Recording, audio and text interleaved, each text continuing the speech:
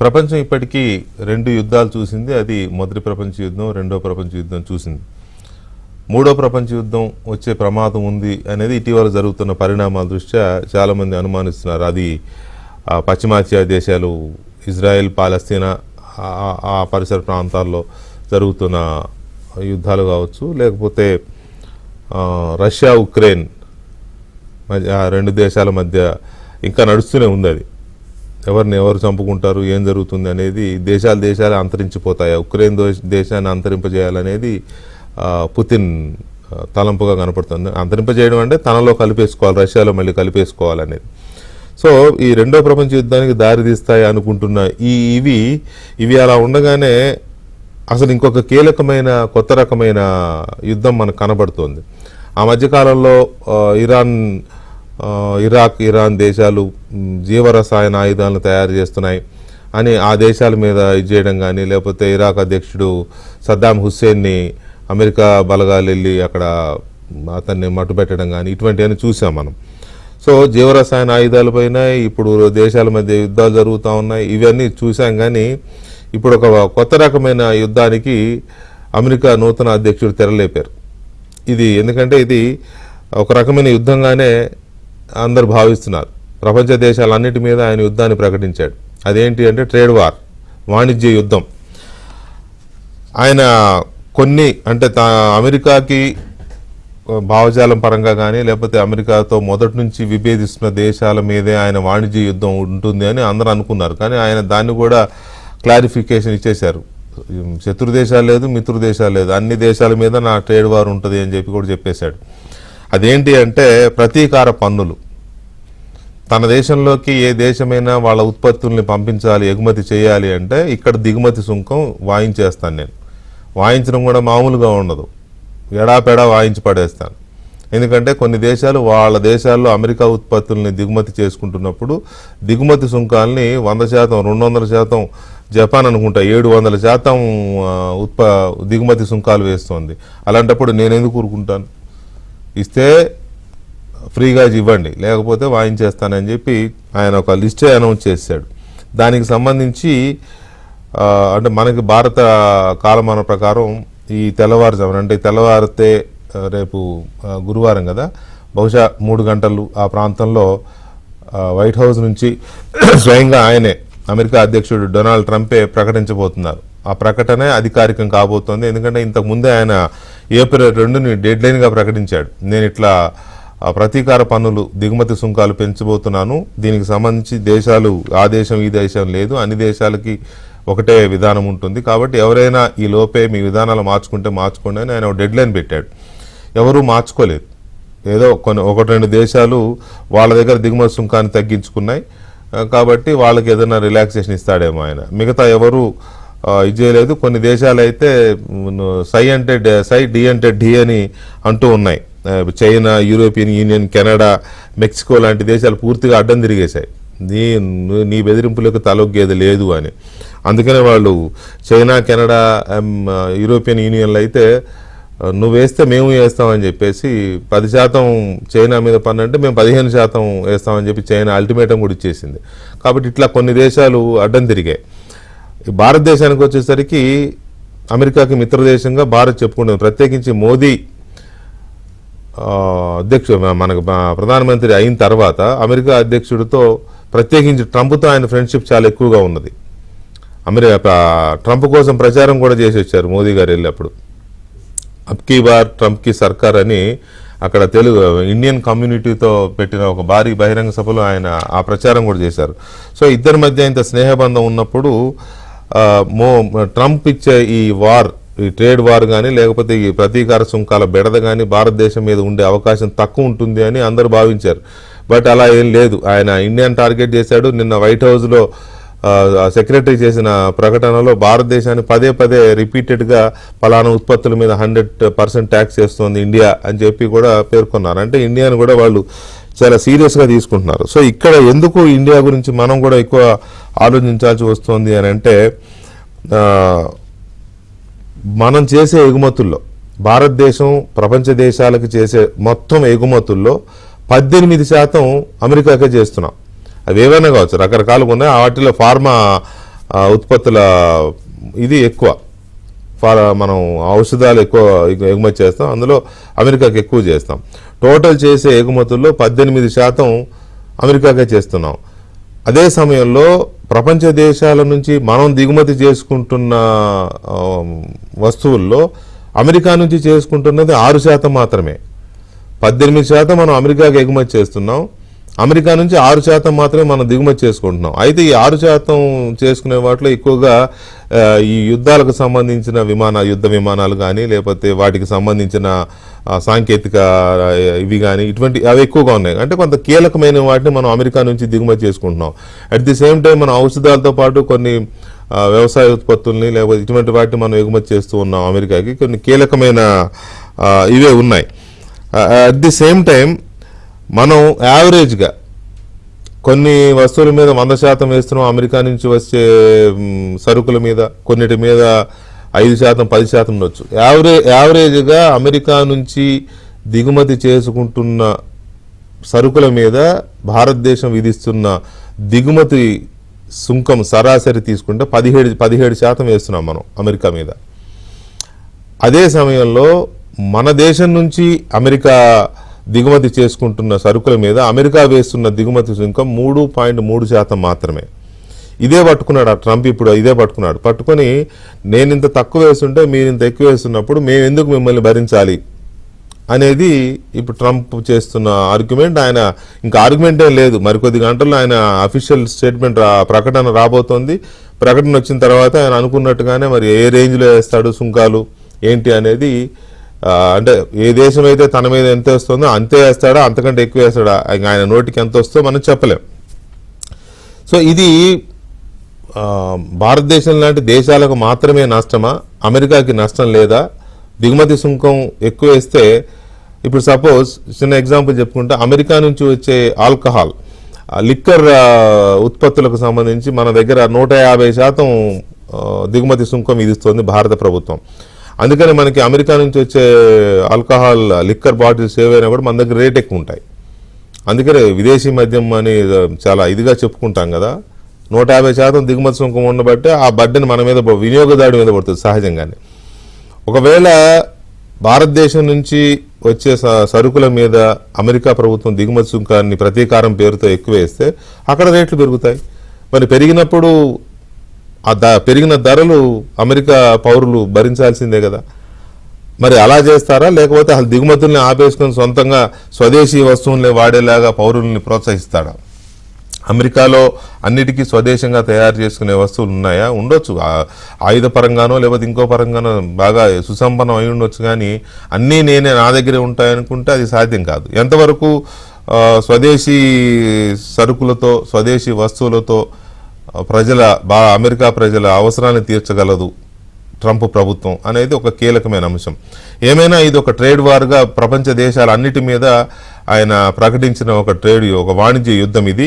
దీని నుంచి ఎలా బయటపడబోతుంది ప్రపంచ దేశాలు, అలాగే ఇది ఎటు దారి తీయబోతోంది, ఎంతవరకు ఇది కంటిన్యూ అవుతుంది, ట్రంప్ దీన్ని కొనసాగిస్తారా లేకపోతే ఒక స్థాయి వరకు తీసుకొచ్చిన తర్వాత మళ్ళీ వెనక్కి తగ్గుతారా? వీటికి తోడు ఇందాక నేను చెప్పినట్టుగా చైనా కానీ, యూరోపియన్ యూనియన్ కానీ, కెనడా కానీ, మెక్సికో కానీ ఎలాగైతే ఎదురు తిరిగాయో భారతదేశం కూడా అలా ఎదురు తిరుగుతుందా, లేక అమెరికా వేసే ఈ ప్రతీకార పన్నులకి తలొగ్గుతుందా? మధ్యస్థంగా ఏదైనా, ఎందుకంటే ఇప్పటి వరకు ఈ సుంకాలకు సంబంధించిన ఒప్పందం ఏది అమల్లో లేదు అని చెప్తున్నారు నిపుణులు. కాబట్టి సుంకాలకు సంబంధించిన ఒప్పందం కుదుర్చుకొని మధ్య మార్గంగా మిత్రత్వం ఉంది కాబట్టి మధ్య మార్గంగా ఆ సమస్యను పరిష్కరించుకునే ప్రయత్నం భారత ప్రభుత్వం చేసే అవకాశం ఏమైనా ఉందా? ఇప్పటివరకు భారత ప్రభుత్వం దీని మీద ఎలాంటి స్పందన అయితే అంటే ఒక నిర్ణయాత్మకమైన స్పందన అయితే వ్యక్తం చేయలేదు. చర్చలు జరుపుతున్నాం అన్నారు కానీ ఇంతవరకు ఏం వచ్చిన పరిస్థితి కనిపించట్లా. సో ఏం జరగబోతుంది అనేది ఇవాళ కీలకమైన అంశం. అమెరికా అధ్యక్షుడు డొనాల్డ్ ట్రంప్ ప్రకటించిన ట్రేడ్ వార్ మీద మనం చర్చను చూస్తున్నాం. చర్చలో మనతో ఆంధ్రప్రదేశ్ ప్రణాళికా సంఘం మాజీ ఉపాధ్యక్షులు కుటుంబరావు గారు ఉన్నారు, అలాగే రాజకీయ ఆర్థిక రంగ విశ్లేషకులు పాపారావు గారు ఉన్నారు. మరి కాసేపట్లో అంతర్జాతీయ వ్యవహారాల నిపుణులు మామిడి గిరిధర్ గారు కూడా జాయిన్ అవుతారు. ముందుగా కుటుంబరావు గారితో మాట్లాడదాం. కుటుంబరావు గారు నమస్తే అండి. నమస్తే వెంకట్ గారు. కుటుంబరావు గారు, ట్రంప్ ప్రకటించిన ఈ ట్రేడ్ వార్ ఇది ఎక్కడి వరకు దారి తీసే అవకాశం ఉంది? ఇండియా మీద ఎలాంటి ఎఫెక్ట్ చూపించే అవకాశం ఉంది? ఖచ్చితంగా ట్రంప్ గారు తీసుకుంటున్న చర్యలు మాత్రం పెను ప్రకంపనలు మాత్రం సృష్టిస్తుందండి ప్రపంచవ్యాప్తంగా. ఇవాళ డే కూడా ఆయన ఏమి లేబుల్ చేశారు? లిబరేషన్ డే అంట. అమెరికా ఆర్థిక వ్యవస్థకి ఇవాళ స్వాతంత్రం వచ్చినట్టు లిబరేషన్ డే అంటున్నారు ఆయన. అవును. అంటే లిటరలీ ఆ లేబుల్ పెట్టారంటేనే ఆయన మైండ్ సెట్ ఎట్లా ఉంది, ఆయన ఎంత దృఢంగా ఆల్రెడీ ప్రీ డిటర్మిన్డ్ గా ఉన్నారు ఈ తారీఫ్ లో అని చెప్పేసి అనేది అర్థం చేసుకోవాలి. క్లియర్ కట్ గా ఏంటంటే వచ్చిన రోజు నుంచి కూడా ఏదైతే అమెరికాన్ రిప్ ఆఫ్ చేస్తున్నారని, అంటే మన దగ్గర ఏంటంటే తెలుగులో చెప్పాలంటే పచ్చిగా దోపిడీ చేస్తున్నారని, అమెరికన్ రిప్ ఆఫ్ చేసేస్తున్నాయి చాలా కంట్రీస్ అన్ఫేర్ టారిఫ్స్ తోటి ఇదని చెప్పేసి ఆయన మొదలుపెట్టి ఇవాళ ఈ స్టేజ్ వరకు తీసుకొచ్చారు, అల్లకల్లలో సృష్టించేస్తున్నారు. అయితే క్లియర్ గా ఇక్కడ గుర్తుంచుకోవాల్సింది ఏంటంటే 2000 నుంచి అరౌండ్ Y2K తర్వాత అన్నమాట గ్లోబలైజేషన్ అనేది చాలా ఎక్కువ అయిపోయింది. ఇంటర్ కనెక్టెడ్ అయిపోయింది వరల్డ్ మొత్తం. లాజిస్టిక్స్ చైన్ కూడా ఇంటర్ కనెక్టెడ్ అయిపోయింది. ఎక్కడో చైనాలో తైవాన్ లో ఒక పార్ట్ అయ్యి అల్టిమేట్లీ ఫినిష్డ్ ప్రోడక్ట్ అమెరికాలోనో ఇండియాలోనో ఇంకెక్కడో కూడా కంప్లీట్ అవటం, సౌత్ కొరియాలోనో కూడా చూసాం. అట్లా రకరకాలుగా లాజిస్టిక్స్ కనెక్టెడ్ అయిన చోట టారిఫ్స్ కూడా డిఫరెంట్ గా ప్రోడక్ట్ ని బట్టి అందులో ఉండే కాంపోనెంట్స్ ని బట్టి కూడా వేరియేషన్స్ ఉన్నాయి. ఇప్పుడు సడన్ గా కంట్రీ టు కంట్రీ అనే కాకుండా అక్రాస్ ద బోర్డ్ టారిఫ్స్ ఏ విధంగా ఇంపోజ్ చేస్తారు, సెక్టార్స్ వైజ్ చేస్తారా, లేకపోతే కంట్రీ టు కంట్రీ చేస్తారా, లేకపోతే ఇండివిజువల్ ప్రోడక్ట్స్ వైజ్ చేస్తారా, ఇట్లా రకరకాలుగా అన్నమాట అనుమానాలు కూడా ఉన్నాయి. లైక్ ఎందుకంటే మొన్నటికి మొన్న మెక్సికో కెనడా పైన కార్స్ పైన దాదాపు 25% పెట్టడం చూసాం టారిఫ్. అది ఇండివిజువల్ ఒక్క సెక్టార్ లో ప్రోడక్ట్ అని చెప్పేసి కింద మనం చూడొచ్చు. ఆ విధంగా అన్నమాట ఏ విధంగా డిఫరెన్షియేట్ చేస్తారు, కంట్రీస్ మధ్య డిఫరెన్షియేట్ చేస్తారా లేకపోతే సెక్టార్స్ మధ్య డిఫరెన్షియేట్ చేస్తారా అనేది కూడా కీలకం అవుతుంది. అయితే ఇక్కడ ఇంకోటి చూడాల్సింది ఏంటంటే ఏదన్నా కంట్రీకి మోస్ట్ ఫేవర్డ్ నేషన్ అగ్రిమెంట్లు ఆల్రెడీ ఉన్న MFN అట్లా వాటిల్లో ఏమన్నా కాస్త కన్సెషన్స్ ఏమన్నా ఉంటాయా సెలెక్టివ్ గా అనేది, ఆల్ దీస్ ఇష్యూస్ కి తెరపడాలంటే కనుక ఇవాళ అమెరికన్ టైం ప్రకారం ఆర్ మన ఇండియన్ టైం ప్రకారం చూస్తే రాత్రి 1:30కి ఆయన అనౌన్స్మెంట్ స్టార్ట్ అవుతుంది లైవ్ అన్నమాట ప్రోగ్రామ్. రోజు రూమ్ నుంచి స్టార్ట్ అవుతుంది. చూడాలి. దాదాపు నేను అనుకుంటాం ప్రపంచవ్యాప్తంగా అందరూ కళ్ళప్పగించి ఆ షో చూస్తారని చెప్పి అనుకుంటున్నా, especially economy industry connected people అందరూ కూడా. ఇక్కడ సెకండ్ పాయింట్ ఇంకోటి మనం ఇక్కడ అబ్జర్వ్ చేయాల్సింది ఏంటంటే వన్స్ ఈ గ్లోబలైజేషన్ ఎఫెక్ట్ అయిన తర్వాత ఇప్పుడు బైలాటరలిజం అనేది వస్తుంది. ఈ బైలాటరలిజం అంటే ఏంటి? ఒక్కొక్క కంట్రీ ఇంకో కంట్రీ తోటి అన్నమాట ఫ్రీ ట్రేడ్ అగ్రిమెంట్ చేసుకోవటమో లేకపోతే MFN అగ్రిమెంట్ చేసుకోవటమో, ఇట్లా individual country to country agreements పెరుగుతాయి. Once country to country agreements పెరిగినప్పుడు ఖచ్చితంగా లాజిస్టిక్స్ చైన్స్ డిస్టర్బ్ అవుతాయి. అవునన్నా కాదన్నాను అనమాట. ఎందుకంటే ప్రతి country cheapest producer of all products కాదు, సెలెక్టివ్ గా ఉంటుంది అనమాట. అందుకని చెప్పేసి దీని ఇంపాక్ట్ ఎంతవరకు ఉంటుంది అనేది మాత్రం ఎక్స్ట్రీమ్లీ వాచ్ఫుల్ గా ఉండాలి. భారతదేశం వరకు వస్తే కనుక 2-3 కీలక పాయింట్లు అయితే చూడాలి. మనకి ఏ సెక్టార్స్ మెయిన్ గా ఫస్ట్ ఎఫెక్ట్ అవుతాయి అంటే 6 సెక్టార్స్ అయితే ఉన్నాయి. ఏది? Electrical machinery, gems and jewellery, pharmaceuticals, machinery, iron and steel and seafood. మన ఆంధ్రప్రదేశ్ వరకు కూడా వస్తే కనుక సీ ఫుడ్ అనేది, ష్రింప్ ఎక్స్పోర్ట్స్ అనేది కూడా కీలకం అనమాట. ఎందుకంటే one of the highest affected sector అదే అవుతుంది. చాలా మంది అబ్జర్వ్ చేయలేదు కానీ, ఎందుకంటే అమెరికన్ ఎక్స్పోర్ట్స్ కి మన ఎక్స్పోర్ట్స్ కి ఉన్న డిఫరెన్షియల్ ప్రైసింగ్ చూస్తే 27.83% ఉంది ఒట్టి సీ ఫుడ్ లో అనమాట, ష్రింప్ లో. కాబట్టి డెఫినెట్లీ కాస్త హయ్యర్ ట్యాక్సెస్ వేశారనుకోండి. ఆల్రెడీ ఇప్పుడు ఆ ఇండస్ట్రీ ఈక్వడార్ నుంచి ఇండోనేషియా నుంచి కాంపిటీషన్ ఫేస్ చేస్తాం. కాబట్టి ఏ విధంగా ఇంపాక్ట్ అవుతుంది అనేది మనం చూడాల్సి వస్తుంది. అదే విధంగా హై ఎంప్లాయ్మెంట్ ప్రొవైడ్ చేసే సెక్టార్లు ఇండియాలో టెక్స్టైల్స్ లోను, జెమ్స్ అండ్ జ్యువెలరీ అనమాట. టెక్స్టైల్స్ లో ఈ మధ్య ఎక్స్పోర్ట్స్ అన్నమాట ముందు వెనకబడినా కూడా దాదాపు ఇవాళ 6% of the net US textile imports లో ఇండియా షేర్ కూడా ఉంది. సరే, చైనా 21 ఉంది, వియత్నాం 9, బంగ్లాదేశ్ 7 అట్లా ఉన్నా కూడా వీఆర్ ఆల్సో హ్యావింగ్ సిగ్నిఫికెంట్ 6%. అదే $10 బిలియన్. మరి ఇప్పుడు ఆ టెక్స్టైల్ టారిఫ్స్ ఏ విధంగా ఉంటాయి? ఎందుకంటే one of the largest employment అనమాట ఇక్కడ ఇండియాలో క్రియేట్ చేసే సెక్టార్ కూడా టెక్స్టైల్స్. అదే విధంగా జెమ్స్ అండ్ జ్యువెలరీ దాదాపు $12 బిలియన్ ఎక్స్పోర్ట్స్ ఉన్నాయి మనకి. అండ్ హైయెస్ట్ గుజరాత్ లో కానీ ఇక్కడంతా కూడా ఎంప్లాయ్మెంట్ ఎక్కడ క్రియేట్ అయింది అనేది కూడా మనం చూసాం జెమ్స్ అండ్ జ్యువెలరీలో ఇంట్లో. ఆల్రెడీ ఆ సెక్టర్ కాస్త ప్రెషర్ గా ఉంది ఇప్పుడు ఆర్టిఫిషియల్ డైమండ్స్ ఇవన్నీ కూడా వచ్చిన తర్వాత. అండ్ మోర్ ఓవర్ ఇప్పుడు తారీఫ్స్ ఏ విధంగా ఇంపాక్ట్ చేస్తాయనే చూడాలి. ఫార్మాసిటికల్స్ మన తెలుగు రాష్ట్రాలే హబ్ ఫర్ ద కంట్రీ కూడా టు ఎక్స్పోర్ట్స్. మనం చూసాం ఫార్మాసిటికల్స్ కూడా సిగ్నిఫికెంట్ గా $13 బిలియన్ వరకు ఎక్స్పోర్ట్స్ ఉన్నాయి. అయితే తారీఫ్ డిఫరెన్షియల్ అందరూ అనుకున్నట్టు అనమాట ఫార్మాలో మరీ అంత భయపెట్టే అంత అయితే లేదు. ఎందుకంటే స్పెసిఫిక్ గా కొన్ని సెగ్మెంట్స్ అందులో జనరిక్ ఇట్లా అనమాట మనం కేర్ఫుల్ గా చూస్తే ఆ మెడిసిన్స్ లో I think it is around only 12.3% or something ఉంది. క్లియర్ కట్ గా చెప్పగలను అనమాట. అది నంబర్స్ కూడా చూసి 10.9% ఉంది టారిఫ్ డిఫరెన్షియల్. కాబట్టి ఇప్పుడు కొత్తగా టారిఫ్ చేస్తే గనక ఫార్మా సెక్టర్ కూడా ఎడిషనల్ గా 10% 11% టారిఫ్స్ ఫేస్ చేస్తామన్నమాట. అండ్ అది జెనరిక్ అండ్ స్పెషాలిటీ డ్రగ్స్ పైన కూడా ఉంటుంది. అయితే ఇక్కడ ఒక ట్రంప్ కార్డు కూడా ఉంది భారతదేశానికి. చాలా ఫార్మా కంపెనీస్ ఇండియాలో ఇప్పుడు క్యాష్ రిచ్ ఉన్నాయి. వాళ్ళు డైరెక్ట్ గా యూనిట్స్ కొంటాయి అమెరికాలో, అక్కడే ప్రొడక్షన్ ఫెసిలిటీ పెట్టేస్తాయి. యూజువల్లీ అమెరికాలో ఎక్విజిషన్స్ చేసేటప్పుడు క్యాష్ పెట్టడానికి ఎక్కువ కంపెనీలు విల్లింగ్ ఉండవు. ఎందుకంటే స్టాక్ స్వాప్ తీసుకుంటారు, అంటే షేర్లు మార్పిడి చేసుకుని ఎక్విజిషన్ చేస్తారు. అది కంపెనీలకు లాభం. అది కంపెనీలు వాళ్ళు నష్టపోకుండా అడ్జస్ట్మెంట్ చేసుకుంటారేమో అమెరికన్ కంపెనీస్ తో కొలాబరేట్ అయ్యి అక్కడ పెట్టుకుంటారు. కంట్రీ అదే యాజ్ ఎ కంట్రీ ఇప్పుడు ఇండియన్ కంపెనీ ఉందనుకుందాం, like say some for example Natco లాంటి కంపెనీ ఉంది, అమెరికాలోనే యూనిట్ పెట్టుకుంది అనుకోండి. అమెరికాలో యూనిట్ పెట్టుకుని అక్కడ ప్రొడక్షన్ చేసి అక్కడ ఎక్స్పోర్ట్ చేస్తే గనక బైలాటరల్ టాక్సేషన్ అగ్రిమెంట్ పార్టీ కానీ దేని బట్టి అయినా సరే ఇండియాలో కూడా ఆ కంపెనీకి మార్కెట్ క్యాప్ ఇంకా ఇంపాక్ట్ దగ్గర నుంచి ప్రాఫిటబిలిటీ ఇంపాక్ట్ కూడా ఇక్కడ కూడా ఉంటుంది కదా, ఉంటుంది. కాబట్టి ఆ అడ్జస్ట్మెంట్స్ నేను అనుకోవటం ఫార్మా సెక్టర్ వరకు అడ్జస్ట్ చేసుకోగలుగుతుంది కాస్త అని అనుకుంటున్నాను. బట్ డెఫినెట్లీ కొన్ని సెక్టార్స్ లో మాత్రం లైక్ ఎలక్ట్రికల్ మిషనరీ అవనివ్వండి, జెమ్స్ అండ్ జ్యువెలరీ అవనివ్వండి, అండ్ ఈవెన్ సీ ఫుడ్ అవనివ్వండి, వీటిలో మాత్రం ఇంపాక్ట్ సివియర్ గానే ఉంటుంది. రైట్. కుటుంబరావు గారు ఒక్క నిమిషం పాపారావు గారితో మాట్లాడదాం. పాపారావు గారు నమస్తే సార్. గుడ్ ఈవినింగ్ అండి. పాపారావు గారు, ఇది ఒక రకంగా మరి ఆయన యుద్ధం అనే అనుకోవచ్చా? ట్రంప్ ప్రకటించిన దాన్ని యుద్ధం అనడంలో ఇంకేమైనా సందేహం ఉంటుందా? ఒకటి, దీని నుంచి ఏం ఆశిస్తున్నాడు? రెండు ప్రశ్నలు ఉన్నాయి కదా. ఒకటి, యుద్ధం అనొచ్చా, దీని నుంచి ఏం ఆశిస్తున్నాడు అనేది. యుద్ధం అనే కంటే కూడా డెస్పరేషన్. అమెరికా ఆర్థిక వ్యవస్థ అనే పడవ మునిగిపోతున్న వాతావరణంలో ఆ డెస్పరేషన్ నుంచి ఒక గ్యాంబిట్, ఒక విపరీతమైన రిస్క్ తీసుకున్నటువంటి చర్యలు ట్రంప్ తీసుకున్నారు. నిజంగా అమెరికా ఆర్థిక వ్యవస్థ సింకింగ్ స్టేజ్ లో ఉందా అధ్యక్షుడు? 100%. ఎందుకంటే ఇప్పుడు కాదు, నేను ఎప్పటి నుంచి యువతలను అనేది పక్కన పెడితే స్పష్టంగా ఇప్పుడు $36 లక్షల కోట్ల దాకా దాని అప్పులే ఉన్నాయి.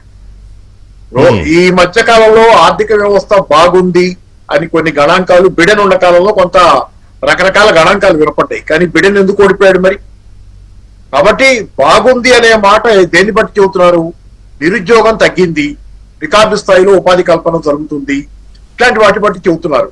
కానీ వీటన్నిటి వెనక ఉంది ఏంటి? కోవిడ్ కాలంలో విపరీతంగా డాలర్లను ముద్రించడం వల్ల, డాలర్ల సర్క్యులేషన్ వల్ల ఎకానమీలో డిమాండ్ పెరిగి ఉపాధి కల్పన జరిగింది. కానీ ఈ ఉపాధి ఏ ఉద్యోగాలు వస్తున్నాయి? చిల్లర ఉద్యోగాలు వస్తున్నాయి. స్టూడెంట్స్ ఎవరైతే స్టూడెంట్ లోన్ మీద చదువుకున్నారో వాళ్ళకి మంచి ఉద్యోగాలు రాక డిగ్రీలు చదువుకున్నా వాళ్ళు చిన్న పనులు చేసుకుంటా ఆఖరికి ఆ స్టూడెంట్ లోన్ కూడా తీర్చలేని స్థితిలో ఉన్నటువంటి పరిస్థితిలో మెజారిటీ స్టూడెంట్స్ ఉన్నారు ఈ రోజు. అమెరికా పరిస్థితి వాస్తవానికి బాగున్నట్లు కనపడటం మేడిపండు అమెరికా. అమెరికా పరిస్థితి పూర్తిగా దిగజారిన తర్వాత దాన్ని ఎట్లాగైనా కాపాడుకునే ప్రయత్నంలో ఈ రోజు ఏంటంటే గ్లోబల్ గా మిగతా దేశాలను ఎలాగైనా బలిపెట్టైనా తాను గట్టెక్కాలనే ప్రయత్నంలో ఈ టారిఫ్ వారు మొదలు పెట్టాడు. రెండోది ఇంకోటి ఏంటంటే మీరు అన్నట్లుగా దీని ఉద్దేశం ఏంటి ట్రంప్ అనే దగ్గర ఒకటి మనకి సందేహం ఖచ్చితంగా ఏమొస్తుందంటే, ట్రంప్ ధనవంతులకు అనుకూలంగా అనేకమైనటువంటి వాగ్దానాలు చేస్తున్నాడు. ఇన్కమ్ ట్యాక్స్ ఎత్తేస్తానని, కార్పొరేట్ ట్యాక్స్ రాయితీలు ఇస్తానని చెప్పి గతంలో కూడా ఇచ్చాడు. గతంలో అధికారంలో ఉన్నప్పుడు కూడా చాలా ట్యాక్సులు తగ్గించాడు ధనవంతుల మీద. ఈసారి కూడా అదే చేస్తాను, ఇంకా చేస్తానని చెప్పాడు. దానికోసం డబ్బులు కావాలంటే ఆయనే స్వయంగా చెబుతున్నాడు. ఈ టారిఫ్లు వేయడం ద్వారా భారీగా ఇతర దేశాల సరుకుల మీద, అమెరికాలోకి వచ్చే వాటి మీద చాలా డబ్బులు వస్తాయి, నాకు నా ప్రయారిటీస్, నా లక్ష్యాలను నేను నెరవేర్చుకోవచ్చు, నా లక్ష్యాల కోసం ఈ డబ్బునే ఖర్చు పెట్టుకోవచ్చు అని చెబుతున్నాడు. కాబట్టి ఏంటంటే ఈ టారిఫ్ల ద్వారా వచ్చే డబ్బుతో అమెరికా ధనవంతులకు ట్యాక్స్ రాయితీలు ఇస్తాడు. ఇది మీకు ఒక రకంగా ఏం జరుగుతుంది ఇక్కడ, డైరెక్ట్ గా అమెరికా ప్రజల మీద పన్ను వేయకుండా అదే పన్ను విదేశాల నుంచి వచ్చే సరుకుల మీద వేసి ఆ డబ్బు తీసుకెళ్లి అమెరికా ధనవంతులకు కట్టబెట్టడానికి కావాల్సినటువంటి ట్యాక్స్ రాయితీలు ఇవ్వబోతున్నాడు. కానీ అల్టిమేట్ గా దీనికి మూల్యం చెల్లించేది ఎవరు? అమెరికా పేద సామాన్య మధ్యతరగతి. అంతే కదా, అవును, అంతే కదా, ధరలు పెరుగుతాయి. అంటే మీకు ఏం చేస్తున్నాడు, డైరెక్ట్ గా జనం మీద ట్యాక్స్ లేకుండా దేశంలోకి వచ్చే సరుకుల మీద ట్యాక్స్ వేసి ఆ డబ్బులతో చేస్తున్నాడు. రెండో పక్క దేశభక్తిని రెచ్చగొడుతున్నాడు. మనల్ని అందరినీ మోసం చేస్తున్నారు, మనల్ని అందరూ మోసం చేస్తున్నారు. అదైతే జరుగుతోంది. మీరు అన్నట్టు ప్రపంచ దేశాలన్నీ మనల్నే దోచుకుంటున్నాయి, మన మీదే బతికేస్తున్నాయి అనేది అక్కడ అమెరికన్స్ లో డెవలప్ రెచ్చగొట్టి ఆఖరికి దేశభక్తి రెచ్చగొడుతున్నాడు. కానీ దేశభక్తికి మూల్యం చెల్లించుకుంటుంది ఎవరు? జనాలే మూల్యం చెల్లించుకుంటున్నారు పెరిగిన ధరల రూపంలో. దేశభక్తిగా ఉంటే ఓకే, మూఢభక్తిగా మారితే ఎవడైనా మూల్యం మూఢభక్తి అదే మరి. మూఢభక్తిగా మార్చి జనాల గోల్డ్ కొట్టి రేపు పొద్దున ధరలు పెరుగుతాయి, అమెరికాలో ధరలన్నీ పెరుగుతాయి. ఆల్రెడీ జనవరిలో గణాంకాల ప్రకారమే ఇన్ఫ్లేషన్ ఎక్కువ ఉంది. రాబోయే ఇన్ఫ్లేషన్ గెట్టా కూడా చాలా ఎక్కువ ఉంటుంది అనేది లెక్కే. అందుకని ఏంటంటే అమెరికాలో ఇంత తొందరగా ఇంత అన్పాపులర్ అయిన ప్రెసిడెంట్ ఇంకోళ్ళు లేరు. అమెరికా జనాలు ఈరోజు చాలా మంది ట్రంప్ ఎందుకు ఎన్నుకున్నాం అనేది అన్పాపులర్ అయ్యారు. వాళ్ళు కూడా ఒక బై ఎలక్షన్ ఏదో జరిగినట్లుంది. ఆ బై ఎలక్షన్ లో కూడా అమెరికన్ డెమోక్రాట్లే గెలిచారు. దర్ ఇస్ మేజర్, అది ఒక రకమైన రెఫరెండం కింద ఎలన్ మస్క్ లాంటి వాళ్ళంతా దాన్ని చూశారు. దానిలో నాకు తెలిసినంత వరకు డెమోక్రాట్లే గెలిచారు, వీళ్ళు ఓడిపోయారు. కాబట్టి ప్రజలు ఆల్రెడీ వ్యతిరేకమయ్యారు. చాలా తొందరగా అన్పాపులర్ అయ్యాడు ట్రంప్. ఆయన విధానాలు కూడా అన్పాపులర్ అవుతున్నాయి. ఆయన రాగానే ధరలు తగ్గుతాయి అని అంచనా వేసుకున్నారు. ధరలు పెరుగుతానే ఉన్నాయి, సమస్యలు పెరుగుతానే ఉన్నాయి. పైగా నిరుద్యోగం మళ్ళీ పెరుగుతుంది, నెమ్మదిగా పెరుగుతుంది. ఉన్న పనికిమాల నాణ్యత లేని ఉద్యోగాలు కూడా రావటం తగ్గిపోతుంది పరిస్థితి. కాబట్టి ఓవరాల్ అమెరికన్ ఎకానమీని ఒక పేకాట ఆడుతున్నాడు అమెరికన్ ఎకానమీతో. అయితే కొండకి దారం కడుతున్నాడు, వస్తే కొండ వస్తుంది, లేకపోతే దారం పోతుంది లెక్కలు. ఎంత తప్పితే ఇక అమెరికన్ ఎకానమీని కాపాడుకోవడానికి అని కావచ్చు, తను అనుకున్న విధానాలు ఏదైతే ధనవంతులకు రాయితీలు ఇచ్చుకోవాలనుకుంటున్నాడో అది చేసుకోవడానికి చేస్తున్నాడు తప్పితే దీనిలో ఇది ఒక జోదం. He's playing a gambit.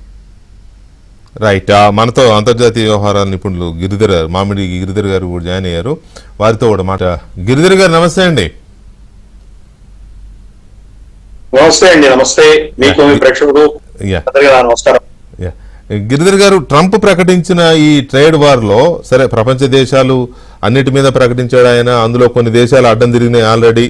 చూసుకుందాం, నువ్వంటే నువ్వేం చేస్తే మేము అంతకంటే ఎక్కువ చేస్తామని చెప్పి ఆల్రెడీ ప్రకటించేసేవాళ్ళు. నువ్వు 10% వేస్తే మేము 15% వేస్తామని కూడా చైనా అండ్ EU చెప్పేసిన. మెక్సికో కూడా చిన్న దేశమైనా కూడా మెక్సికో కూడా ఎదురు తిరిగింది. సరే ఓకే, వాళ్ళ విధానాలు అలా ఉంటాయి. కానీ ఇక్కడ భారతదేశం బాగా ఎఫెక్ట్ అయ్యే ప్రమాదం ఉందనే ఒక ఆందోళన వ్యక్తమవుతోంది ట్రేడ్ సెక్టార్ నుంచి, పర్టికులర్గా ఫార్మా కానివ్వండి, లేకపోతే ఇతర కొన్ని సెక్టార్స్ నుంచి. సో ఈ పరిస్థితుల్లో మన ప్రభుత్వం యొక్క విధానం ఎలా ఉండే అవకాశం ఉంది దీని మీద, ట్రంప్తో డీల్ చేసే వ్యవహారంలో? ఇది 2-3 విషయాలు ఉన్నాయండి. ఒకటి, బ్లాంకెట్ గా మన దేశం మీద కంప్లీట్ గా 10%, 15% అలా వేస్తారని నేను అనుకోవట్లేదు. సెలెక్టెడ్ గా కొన్ని అంశాల మీద, కొన్ని వస్తువుల మీద మాత్రం ఆంక్షలు విధించేటువంటి పరిస్థితి మనం చూడవచ్చు. ఎందుకంటే ఇంకా అనౌన్స్ అవ్వలేదు, రాత్రికి అనౌన్స్ అవుతుంది. అనౌన్స్. రెండవది, మనకు ఆల్రెడీ మోదీ గారు ఆయన కలిసి వచ్చారు. తర్వాత మన పీయూష్ గోయల్ గారు వెళ్ళొచ్చారు, జయశంకర్ గారు మాట్లాడారు. సో మనం ఒక స్థాయిలో వాళ్ళతో ఆల్రెడీ దౌత్యపరంగా మనం చాలా చర్చలు జరుపుతున్నాము. ప్లస్ దానిలో FTA అంటాం కదా, free trade agreement. Free trade agreement కాకపోయినా బైలాటరల్ అగ్రిమెంట్ అని పేరు పెట్టుకొని మనం దాంతో వాళ్ళతో చర్చలు మధ్య మార్గంగా అంటే ఫ్రీ ట్రేడ్, డైరెక్ట్ ఫ్రీ కాకుండా ఒక బైలాటరల్ ట్రేడ్ అగ్రిమెంట్ ఒప్పందం ఒకటి మనం చర్చించే ప్రయత్నంలో మనం ఉన్నాం. కాబట్టి ఇమ్మీడియట్ గా మన మీద అంత పెద్ద వెయిట్ వేస్తారా లేదా అన్నది ఒక పెద్ద ప్రశ్న. ఒకవేళ వేసినా కానీ కూడా రెసిప్రోకల్ టారిఫ్స్ అని ఒక పదం వాడారు.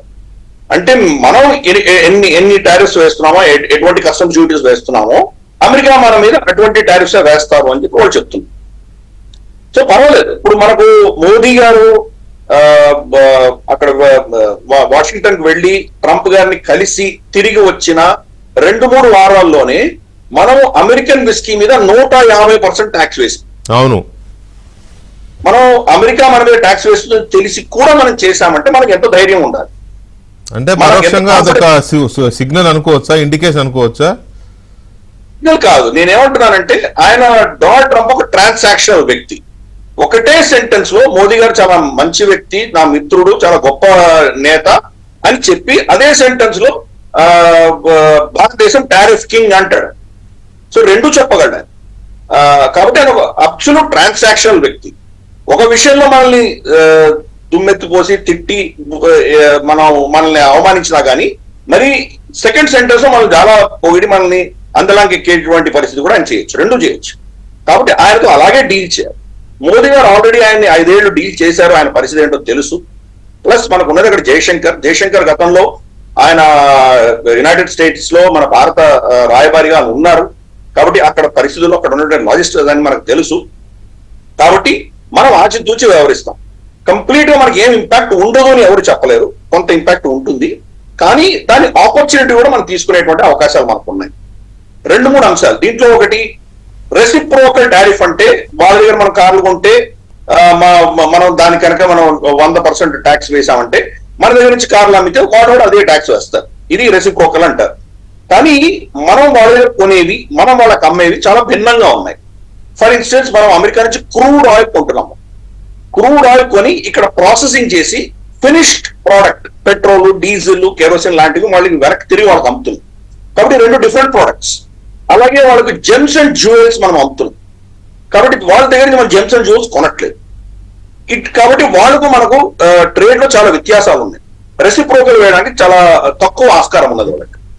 రెండవది డొనాల్డ్ ట్రంప్ టార్గెట్ అంతా కూడా చైనా. ఈరోజు చైనాకి ప్రత్యామ్నాయం కావాలంటే భారతదేశం తప్పకుండా వాళ్ళకి కావాలి. కాబట్టి భారతదేశాన్ని కంప్లీట్ గా విస్మరించేటువంటి పరిస్థితి లేదు. కానీ భారతదేశాన్ని మాత్రం సింగిల్ అవుట్ చేస్తే అని మిగతా దేశంతో ఇబ్బంది వస్తుంది. కాబట్టి మీరు అనేది ఏంటంటే ఎవరైతే ఏ దేశాలైతే ప్రత్యర్థి దేశాలుగా ఉన్నాయో, చైనా కావచ్చు, లేకపోతే యూరోపియన్ యూనియన్ కావచ్చు, పక్కన ఉన్న మెక్సికో కావచ్చు, ఇలాంటి కొన్ని దేశాలు డెఫినెట్ గా అమెరికాకి ప్రత్యర్థి దేశాలుగా ఉన్నాయి for various reasons. Okay, so ప్రత్యర్థి దేశాలని టార్గెట్ చేయడం కోసం మిగతా దేశాలు అన్నిటిని కలిపి ఒక గేమ్ ఆడుతున్నాడు అనుకోవాలా? తను తనకు అడ్వాంటేజ్ ఏదో తను వాడుకుంటాడండి. ప్రతి దేశంతో కూడా ఆ దేశంతో అవసరం ఉంటే అవసరం దృష్ట్యా అతను వాడుకుంటాడు, అవసరం లేదంటే దాన్ని పక్కన. కాబట్టి మన దేశంతో కూడా అలాగే ప్రవర్తిస్తాడు. అతను ఏ దేశమైనా అలాగే ప్రవర్తిస్తాడు, మన దేశంతో కూడా అలాగే ప్రవర్తిస్తాడు.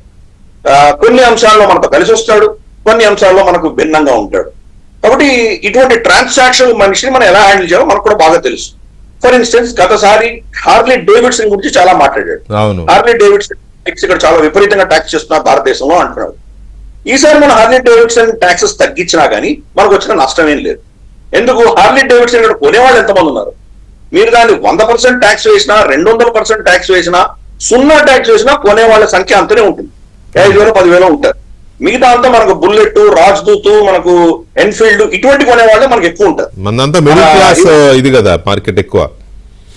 మిడిల్ క్లాస్ అనే కాదు, ఈవెన్ ఫర్ ఇన్స్టెన్స్ పంజాబ్ లాంటి ప్రాంతాల్లో షో ఆఫ్ ఎక్కువ చేస్తారు. వాళ్ళు కూడా మనకు రాజ్దూత్ లాంటివి కొంటారు, కానీ వాళ్ళు హార్లీ డేవిడ్సన్ ఎవరు కొనరు.